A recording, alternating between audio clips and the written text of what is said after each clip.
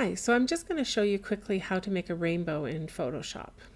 There are two different ways to do it. The first way is to go to your gradient tool, G on your keyboard, and if you click here, I think you should see circular rainbow as an option. I don't think that this is something I loaded. I think it is something standard in Photoshop. Of course, there's no way for me to test it. So if we click there, it'll give us what our rainbow will look like. A circle is what we're going to do, which is this button.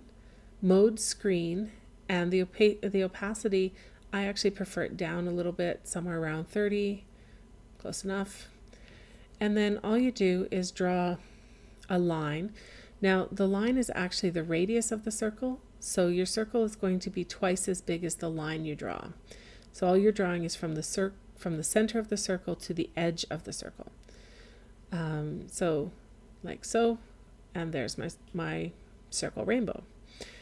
Now I've put this on a separate layer, so I can then go in and lower the opacity down. The other thing I can do is add a Gaussian blur to it, which makes it look much more realistic, like so. And so you end up with a much more realistic looking rainbow effect. Now I used a quick key for the Gaussian blur, but I realize you probably don't have that. So Gaussian blur is here under blur and then Gaussian blur. So that's one way to make a rainbow. The second way to do it, and I'm just going to put this on a new layer, get rid of the first one, is to go here to a gradient layer, which is here on your layers. And when you click here on the gradient, you're going to need to click this little wheel.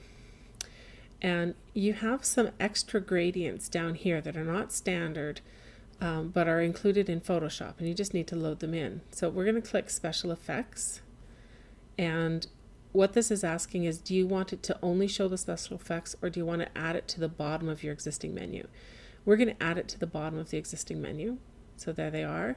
And this last one on here is a rainbow, which is the one that we actually want to use. I know it looks weird right now, but just trust me on that one.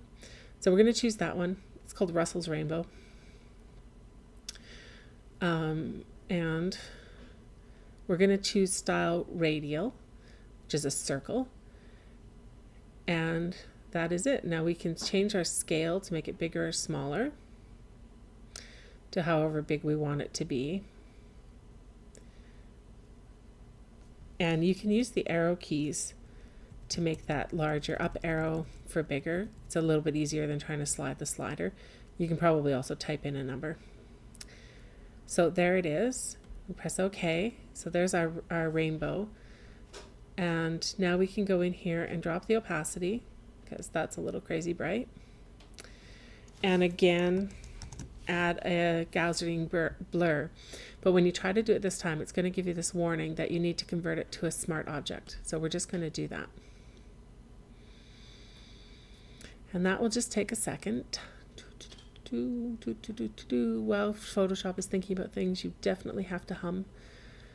And that will let us give a fairly good blur on there. You can adjust this to however little or large amount of blur you want. I think somewhere in about there looks pretty realistic. Just depends on what you're looking for. Say OK, and there you go, another rainbow. Now the nice thing with this one is, because it's in there, we can actually say OK.